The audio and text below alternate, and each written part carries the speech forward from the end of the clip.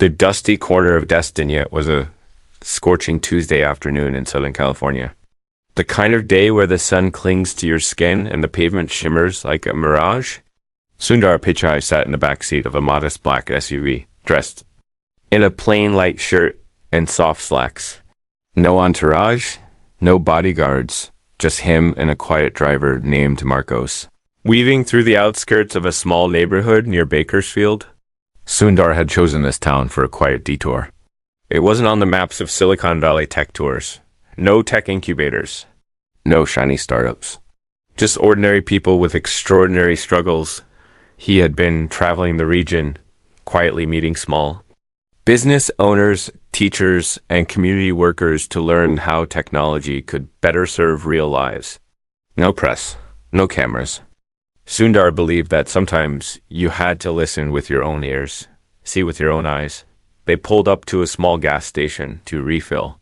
It was an older place, peeling paint on the sign, a cracked glass door, and a dusty convenience shop. Next to it, Sundar asked Marcos to fill the tank while he stepped outside to stretch his legs. As he leaned against a post, he noticed something that didn't quite fit the scene. Across the street, near a small parking lot, two young boys, no older than 10, were setting up what looked like a homemade cardboard sign. They had a tiny folding table, a red wagon beside them, and on top of it, a bright blue toy car. The car was old and scratched. Its wheels wobbled slightly, and one of the doors hung off its hinge. Yet they displayed it with the pride of someone selling a treasure. The cardboard sign read, "Please buy our toy car. Leave money for Mom's hospital." Sundar froze for a moment. He blinked. Read it again. Then watched as the boys, clearly twins, stood straight, nervously looking at cars that passed by. Their matching t-shirts were stained, their sneakers worn thin. But it wasn't just their clothes that told the story. It was their eyes. They held a quiet kind of desperation. One that children should never have to carry. He slowly walked across the street, his curiosity turning into something deeper. He didn't know why, but something about those boys tugged at him. "Hey there," Sundar said gently, careful not to startle them. "What's your name?" The taller twin, who had a tiny scar near his left brow, answered first. "I'm Elias, and he's Eli. We're 10. Eli gave a shy nod, but said nothing. "That's a really cool car," Sundar said, kneeling down. "To their level? You selling it?" Elias nodded quickly. "Yes, sir. We need to. Mama's really sick. She's at the hospital right now. We're trying to help." Sundar looked at the toy car again. It wasn't worth much. Maybe $5. On a good day at a yard sale. But to them it was everything. "What happened to your mom?" Sundar asked softly. Elias hesitated. He looked at his brother, then back at Sundar. "She got real dizzy at work 2 days ago. She cleans at the motel. She fainted. The man there called 911. They said she has something wrong in her head. A blood vessel thing, they call it. Aneurysm or something." Sundar's breath caught in his throat. Aneurysm. "Yes, double quotes, yeah, that one," Eli finally whispered. "They said she might need surgery." Elias added, "We don't have enough money. Mama always says we shouldn't worry. But she always coughs when she's tired. And now she's in that big white room with beeping sounds. They said she needs surgery in a few days or... His voice broke. He turned away. Sundar felt something twist in his chest. He had seen all kinds of hardship growing up in India. He had known the pain of not having enough. But this, watching two boys try to sell their toy to save their mother, it felt different. Raw. Innocent. Heartbreaking. He reached into his pocket, ready to give them some cash, but something stopped him. This wasn't just about money. These boys were trying to do something. They were trying to earn help, not just ask for it. Their little faces held pride, not pity. And Sundar knew better than to take that away from them. So instead of handing them a bill, he asked, "How much are you selling the car for?" Elias straightened up, cleared his throat. $20. Sundar smiled. "Seems fair." "What? Does it do?" Eli stepped up. "We put in batteries. It used to go fast. Not now, but it still rolls. It was our favorite, but Mama's more important. Sundar nodded and gently picked up the car. He turned it over, inspecting it as if it were a rare collector's item. You know, this car has some character. I think I'll take it. He reached into his wallet and pulled out a $50 bill. But it's 20. Elias began. I'm paying extra for the story, Sundar said, winking. And for the sellers. I bet one day you two will be running your own company. Eli's eyes widened. Like with computers? Maybe, Sundar said. Or maybe something better. They handed him the car, and for a brief moment, the heaviness lifted from their shoulders. They smiled, the first real smile he had seen since he arrived. Just then, a loud car horn blared from down the street. An old man in a pickup truck shouted from the window, "Get off the sidewalk, you little beggars. Go home." The boys flinched. Their shoulders sank. Sundar turned sharply toward the man, who didn't recognize him, and drove off, cursing under his breath. Sundar looked back at the twins, who were trying not to cry. Does that happen a lot? Yes, Elias nodded, slowly. Some people think we're lying. One lady said we should be in school, not bothering folks. But we can't leave Mama alone. Do you have anyone else? Family? No, sir, Eli said quietly. Just Mama. She raised us by herself. Sundar stood silently. He felt something rising inside him. Not just sympathy. A sense of responsibility, Ben. Suddenly, Elias tugged his sleeve. Sir, he said, you're really nice. But can we ask something crazy? Sundar bent down again. Anything. Do you know someone important? Like, someone who can help our Mama? Like a doctor or something? Sundar stared at them. He thought about telling them who he was, the CEO of one of the most powerful tech companies in the world. But something held him back. He didn't want to impress them. He wanted to understand them. I might know a few people, he said carefully. Let me make some calls. Elias's eyes lit up, but then he turned serious. But please don't tell anyone we were begging. We weren't. We were just trying. I know, Sundar said, placing a hand on his shoulder. You were brave, and I promise I won't let your story end here. He stepped back, the toy car still in his hands. It felt heavier now, not because of its size, but because of the weight it carried, their love, their fear, their hope. Marcos called out from across the street. Ready when you are, sir. Sundar nodded but didn't move. He looked at the twins once more. Stay? Here? Okay. I'll be back. You promise? Eli asked. I promise. As Sundar crossed the street and climbed into the car, he opened his phone and dialed a number. Not his assistant, not his press team, but a close friend, a medical director at a top hospital in Los Angeles. As the call rang, Sundar looked down at the scratched blue toy in his lap. And in that moment, he knew this wasn't going to be just another good deed. It was the beginning of something far bigger. Asterisk. The promise of a stranger the moment the call connected. Sundar's voice shifted from gentle to firm. He wasn't just a curious passerby anymore. He had heard something he couldn't ignore, and now it stirred something deeper inside him, something close to the way he felt when he built his first product, or when he stood in front of a room full of young students dreaming about the future. But this was different. This wasn't about ideas or innovation. This was about life, a mother's life. Hi, Maya, he said, as the voice picked up on the other end. I need a favor, a big one. Maya Ramanathan was a top neurologist and director of critical care at a prestigious hospital in Los Angeles. They had known each other for years, back from their early Google days, where they had collaborated on tech health initiatives. She trusted him, and he trusted her. Sundar? Her voice was surprised but calm.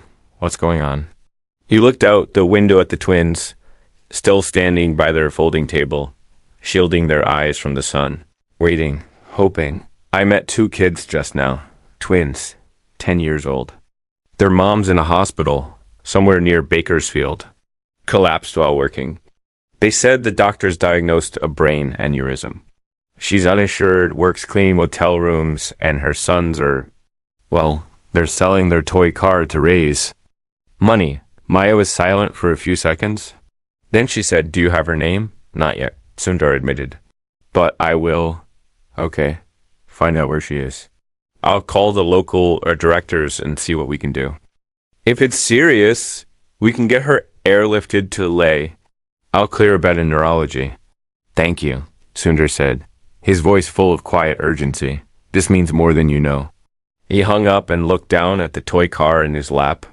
He turned it over again, this time inspecting the underside where someone had scribbled a name in faded black marker. "Property of Elias plus Eli. Mama loves us forever." Sundar felt his throat tighten. He reached into the glove compartment, pulled out a pen, and scribbled the name Elena on a notepad.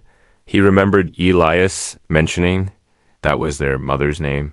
Elena Rios. He stepped out of the car, back into the heat, and walked across the street toward the boys. They saw him coming and straightened up like little soldiers trying to hide the fear behind their wide eyes. "Did you come back because you changed your mind?" Eli asked cautiously. "No," Sundar smiled. "I came back because I keep my promises." He knelt down again, meeting their gaze. "I just spoke to a doctor friend of mine, a very good one. She's going to help your mom, but we need some details." Elias's mouth opened in disbelief. "You really know doctors?" "I do," Sundar nodded, "and she's one of the best. But I need to know where your mom is." The boys looked at each other. Then Eli reached into his pocket and pulled out a folded piece of paper. It was a hospital visitor pass, crumpled and damp with sweat. Sundar gently took it and read the name. Elena Rios, room 314B, West Hill General Hospital. He took a deep breath. "Good. That helps." "We're going there now? Can we come too?" Ali asked quickly, his voice trembling. "She gets scared when we're not there." Sundar paused. He looked at their small feet, their dusty shirts, the weariness in their eyes. He didn't want to say no. "Not today, of course," he said. "Hop in." Marcos opened the car door as Sundar guided the boys inside. They looked around, wide-eyed, taking in the clean leather seats and the air conditioning. Eli whispered something to Elias, who smiled nervously. As they pulled onto the road, Sundar glanced at them in the rearview mirror. "What do you want to be when you grow up?" He asked gently. Elias answered first.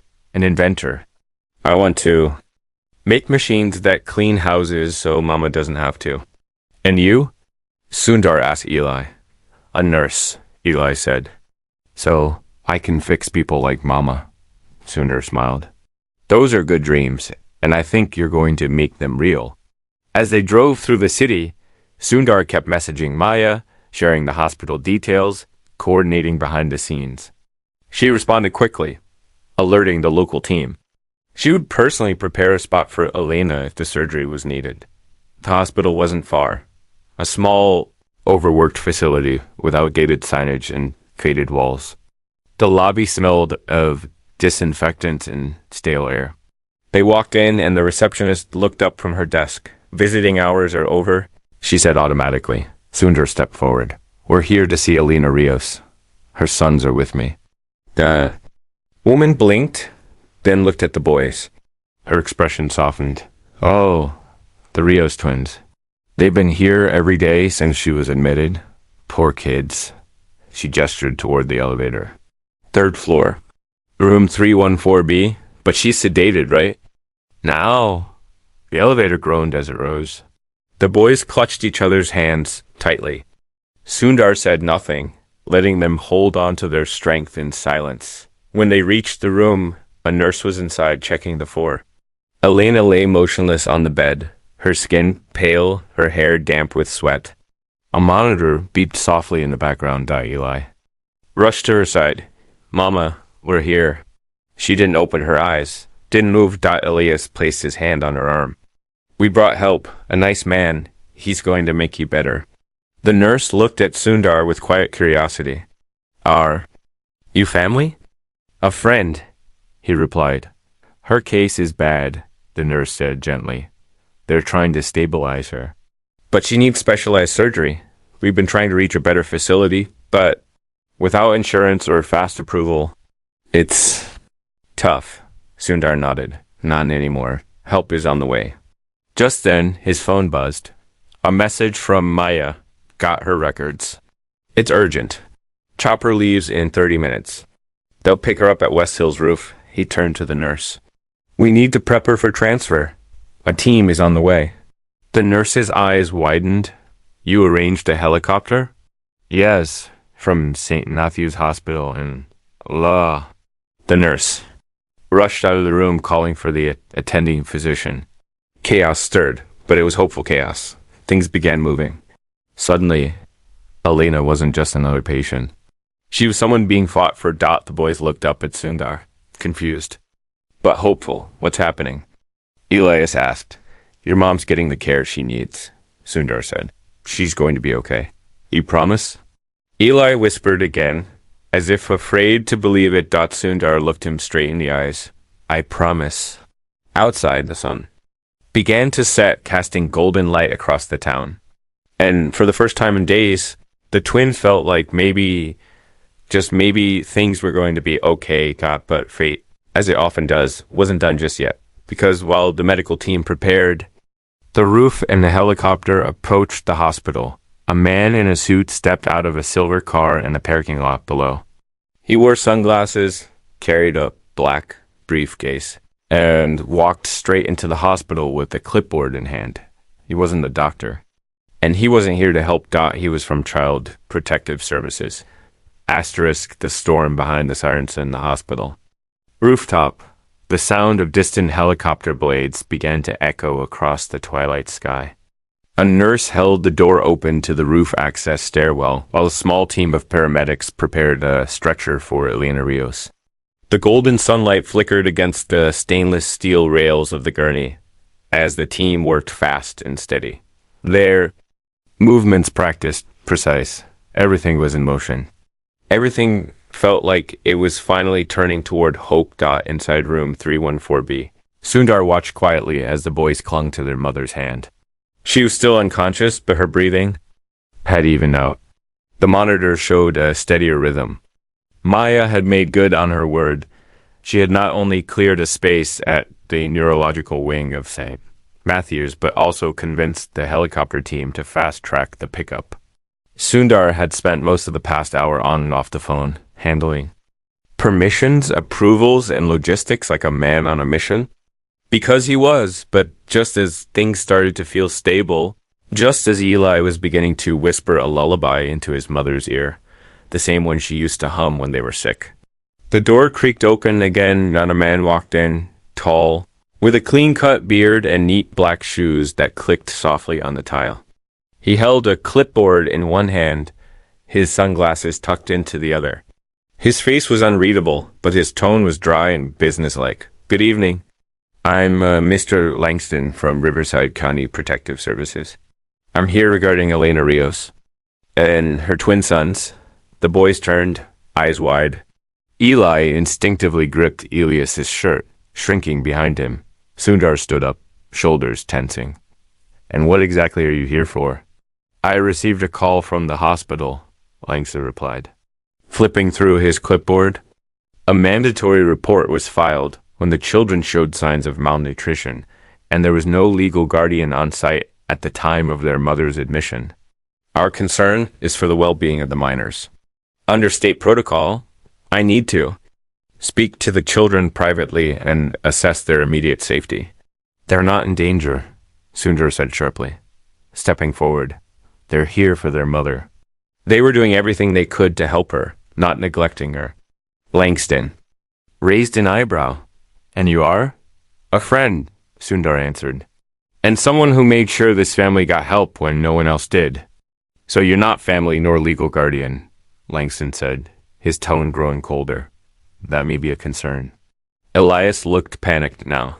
Please, sir, we didn't do anything bad. We just wanted to help Mama. We sold our toy. We stayed with her every night. We didn't steal. We didn't run away. Eli added with a cracking voice. She just got sick. We don't want to go to a home. We want to be with Mama. But Langston remained unmoved. This is not about punishment. It's about procedure. I have to file an emergency safety review and make a recommendation before the end of the night. The boys may need to be placed under temporary protective custody. Sundar's fist clenched at his sides. He had seen a lot of things in life: hardship, injustice, unfair moments. But there was something uniquely cruel about this. The timing, the coldness, the bureaucracy of it all. Here were two boys who had done nothing but try to save their mother's life. And now they were about to be punished by a system that didn't see their courage, only their paperwork. You can't take them, he said, steady but firm. Not tonight. Not when they just got their mother a second chance. Langston looked at him coolly. Mister? Pichai? Sundar said, dotted with a flicker in Langston's expression. Not quite recognition, more confusion, as if the name sounded familiar, but hadn't yet clicked. Double quotes well, Mr. Pichai, he said carefully. I understand your concern, but we operate on protocol, not sentiment. Before Sundar could respond, the nurse from earlier burst into the room. We're ready for transfer, she announced. Helicopters on the roof. Let's move her now. Langston blinked, surprised. She's being airlifted. Yes, Sundar replied, stepping toward Elena's bedside as the team rolled her out of the room. To a top neurology hospital in Los Angeles. Everything is covered. And these boys are going with her? That's not your decision to make. Langston objected. But then something happened. Eli, the quieter of the two, let go of Elias's hand and stepped forward. His voice trembled, but he stood tall. You're wrong, he said. He's not just a friend. He saved our mama. We trust him. And we're going wherever she goes. There was a silence in the room after that. The kind that feels heavier than noise. Langston's expression shifted. Maybe it was the way the little boy had spoken. Maybe it was the hint of recognition now. Dawning in his mind as he turned to Sundar again. Did you say Pichai? As in ... Sundar Pichai? Yes, Sundar said calmly. CEO of Google. And someone who gives a damn. Langston blinked, suddenly flustered. I didn't realize. Apologies. I didn't mean to. I'm not here for special treatment, Sundar interrupted. I'm here because these children deserve to stay with their mother. They are brave, they are kind, and they have done more in 2 days than most people do in a lifetime. Langston looked down at his clipboard, unsure of what to say. Then. He did something unexpected. He slowly put the clipboard away. Asterisk. I'll delay the review, he said quietly. 72 hours. You'll need to coordinate with the Los Angeles CPS office once the mother's condition is stabilized. Thank you, Sundar said, his voice softening. Langston gave the boys a nod, then walked out, his face unreadable. Outside. The stretcher was being wheeled toward the elevator. The boys walked beside it, holding their mother's hands as best they could. She still hadn't woken, but her chest rose and fell, strong. And steady. On the roof. The helicopter waited, blades now slower, ready for the loading. The medical team secured Elena, and the pilot nodded towards Sundar. Room for one more escort, sir. Sundar turned to the boys. You two ride with her. I'll follow right behind. They looked at him with trust so pure it felt like a gift. We'll wait for you, Elias said. Promise. I'm not letting you out of my sight, Sundar said with a small smile. As the chopper lifted off the roof. Sundar stepped back, the wind whipping his hair, his shirt clinging to his chest. He watched the helicopter rise into the sunset, carrying two boys and the woman who gave him everything. And he felt something shift in himself, not just responsibility, but purpose. He wasn't just helping them, he was changing with them. But just as the aircraft disappeared into the sky, his phone buzzed again. It was Maya. Sundar. Her voice came through with urgency. We just ran a full scan on Elena's condition from the remote files. It's more serious than we thought. She's going to need surgery tonight. Or she might not make it through dawn. Sundar stared at the fading shape of the helicopter. His heart beat faster. Then let's save her, he whispered. Asterisk erase against the dark. City lights of Los Angeles shimmered below, like a galaxy fallen to Earth. The helicopter descended, slowly toward St. Matthew's Medical Center, a sleek, high-tech facility that rose from the skyline like a monument of healing and hope. It was nearly midnight, but inside the hospital, it might as well have been noon. Surgeons moved with intensity. Lights were bright and buzzing, and the neurology wing pulsed with urgency. Sundar's car pulled into the private entrance just seconds after the helicopter touched down on the rooftop. He stepped out even before the engine stopped and rushed through the security doors, bypassing formalities. The hospital staff, now fully briefed by Maya, parted for him like a tide. There was no hesitation.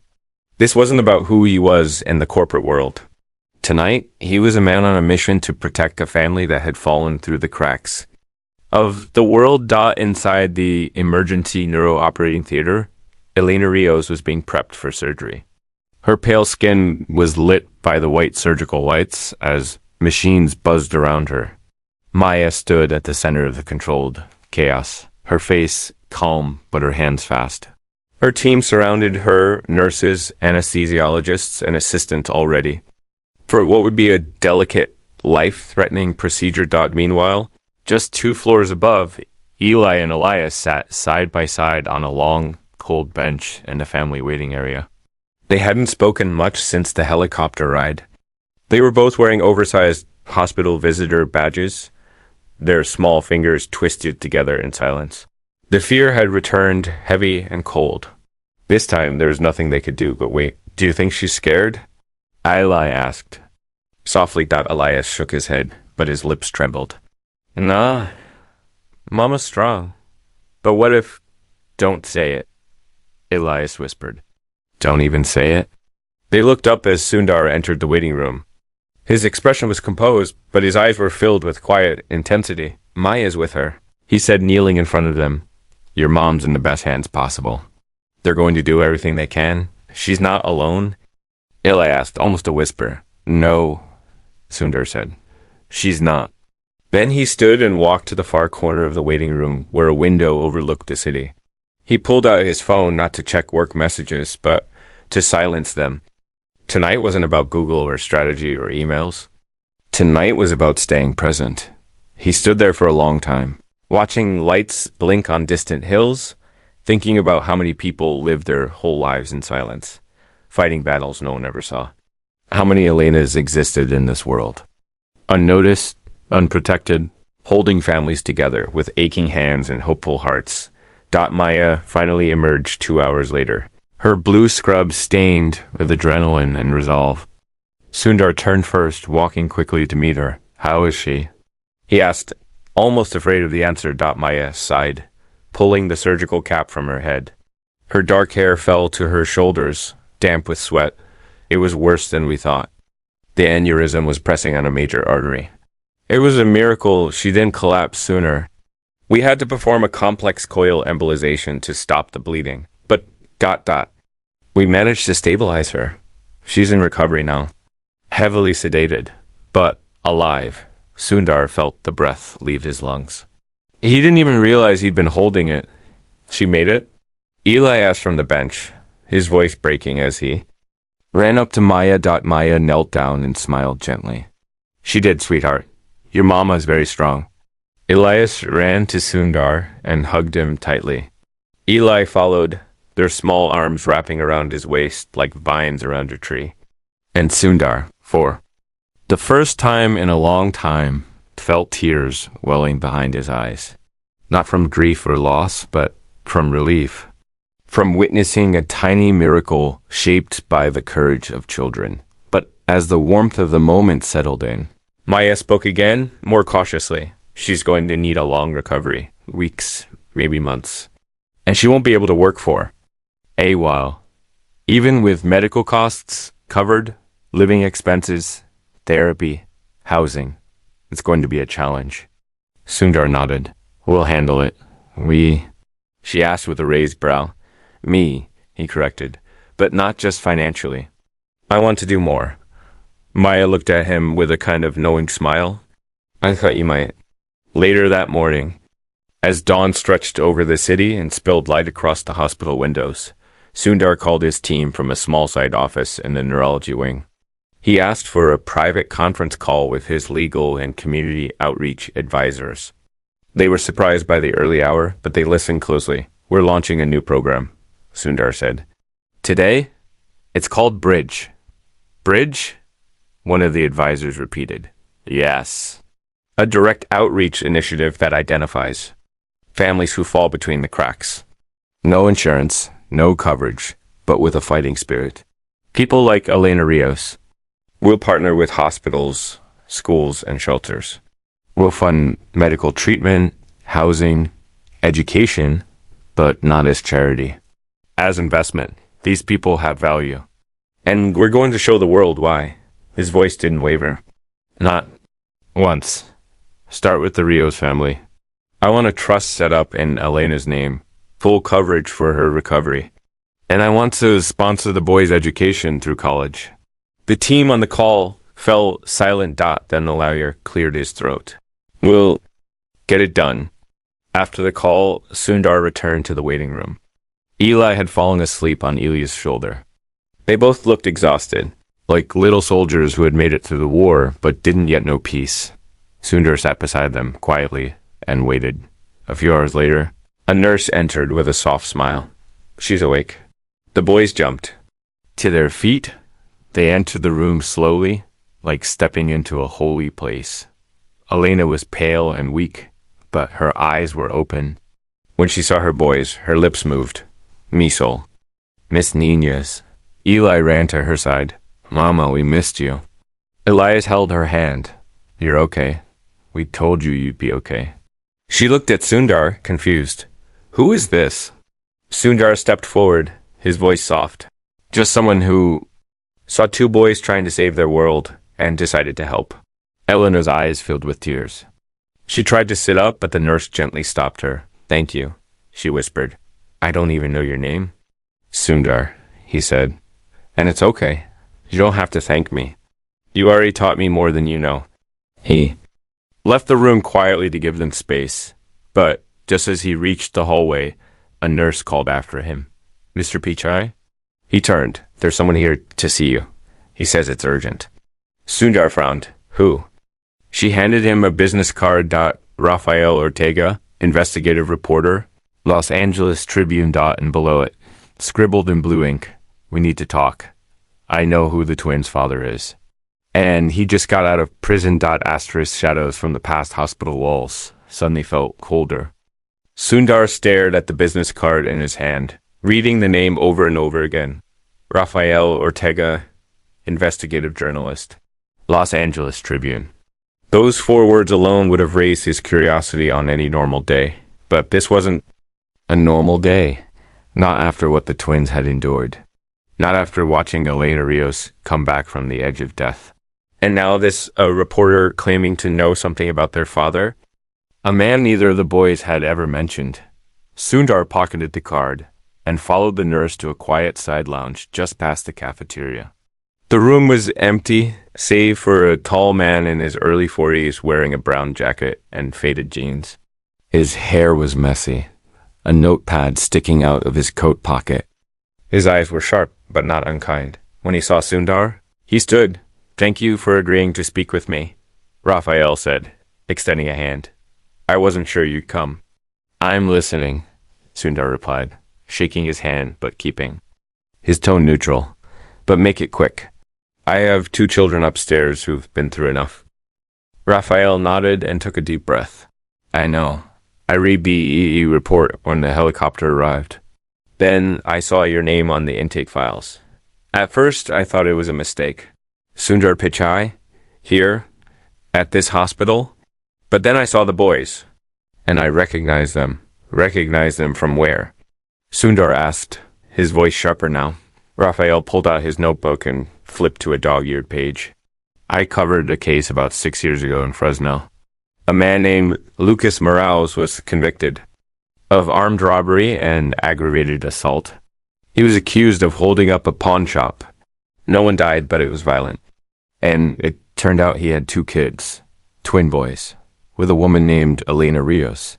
The court documents said the mother had cut ties with him after his arrest. She never brought the boys to visit him. And now? Sundar asked, his jaw tight. He just got out, Raphael said. Early release program. Nonviolent classification. Good behavior. They let him out 3 weeks ago. Sundar folded his arms. And why are you telling me this? Raphael looked him in the eye. Because he's in Los Angeles.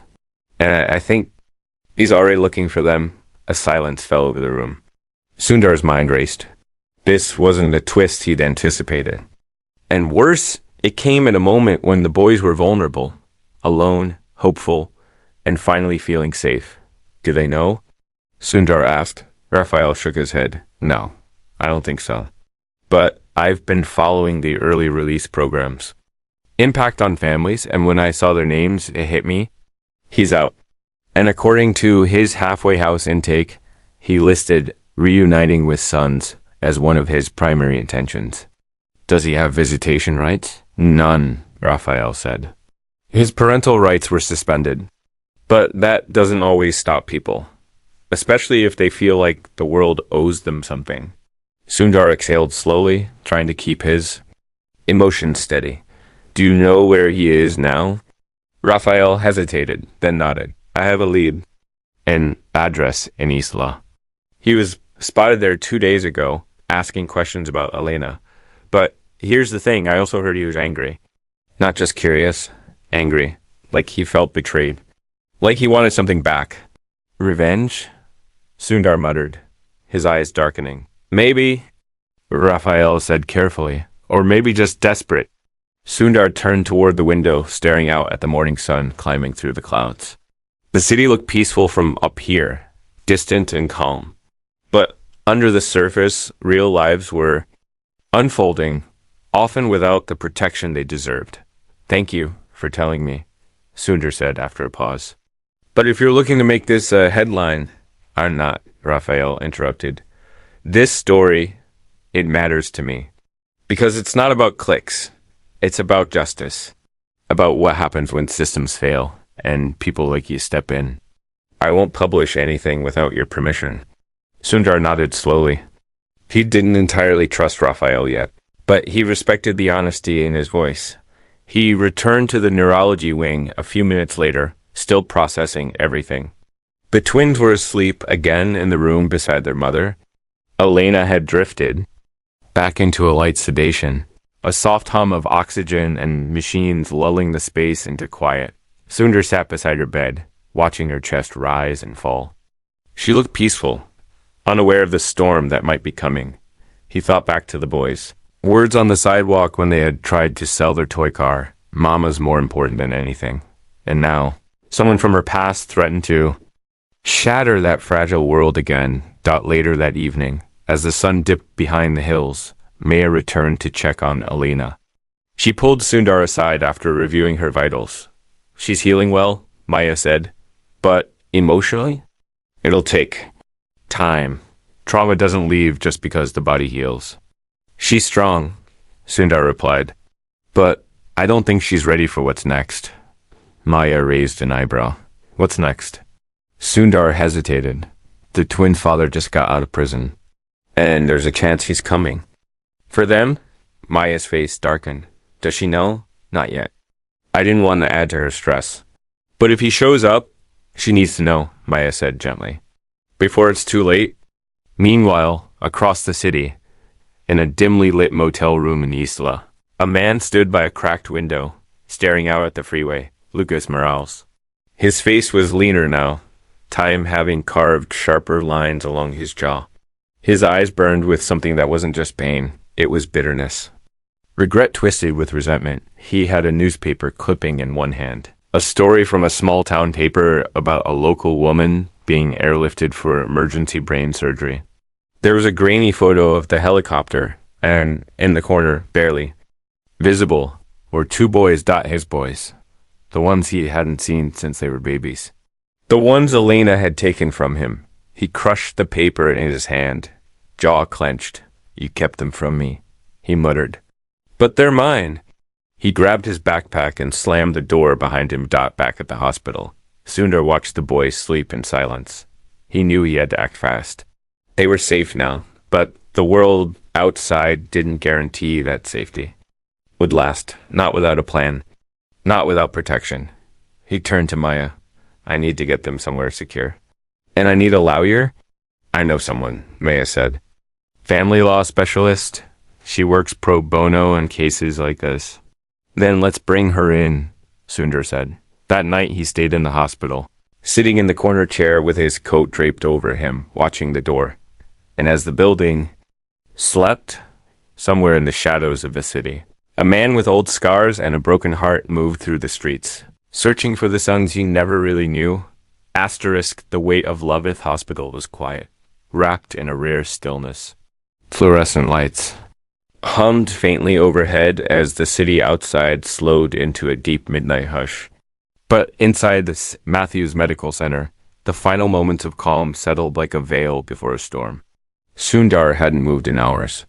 He sat upright in a modest chair just outside Elena's room, the twins asleep on a pull-out couch behind him. His phone screen glowed dimly in his hand, displaying a map. Raphael had texted a pinged location. Lucas Morales had been spotted less than 5 blocks away. Time felt suspended. Every creak of the hallway made Sundar's chest tighten. Every distant footstep brought questions. Was this just another false alarm? Or was the past truly on its way back to steal the future these boys had just begun to rebuild? Maya appeared just after 1 a.m., dressed in her casual coat and jeans, her hair tied back. Beside her was a tall woman with silver-streaked hair and a commanding presence. Sundar, this is Naomi Reyes, Maya said softly. She's the family law attorney I told you about. Naomi extended her hand. I've reviewed Elena's case file. I also read the Protective Services report. Based on the suspended parental rights and the documented risk, we have a strong case to request a permanent restraining order against the father. Sundar nodded. Can it be done quickly? With the right paperwork, Naomi said. And the right judge, yes. I filed for emergency review in the morning. Thank you, Sundar said, the weight of responsibility pressing hard against his chest. I don't want these boys waking up to another loss. Naomi placed a gentle hand on his arm. They won't. Sundar quietly opened the door to check on Elena. She was awake now, barely, her eyes fluttering open beneath the pale glow of the monitors. Her head was wrapped in white gauze, an oxygen tube still feeding gentle breaths into her nose. She turned when she saw him, her eyes clouded with pain, but focused. My boys? She whispered hoarsely. They're safe, Sundar said, resting. You've come a long way. She tried to smile. You've done more for us than anyone. You did it, Sundar replied gently. You raised warriors. They just needed one person to believe in them. Her expression turned grave. I had a dream, Lucas. He was standing over them. Sundar exhaled slowly. It's more than a dream. He's nearby, but we're protecting you now. There's a lawyer working on a restraining order. No one's going to touch your sons. Elena blinked, and tears slipped down her cheeks. He was never supposed to find them. He won't, Sundar said firmly. But if he does, I'll be standing between him and them. Just as he stepped out, his phone vibrated again. It was Raphael. He's here. Sundar's eyes shot. Scanning the security feed from his phone. A black and white camera near the ER entrance showed a man pacing back and forth. Lucas. Same sharp cheekbones. Same tight fists. He had a tattered duffel bag over his shoulder. He looked lost.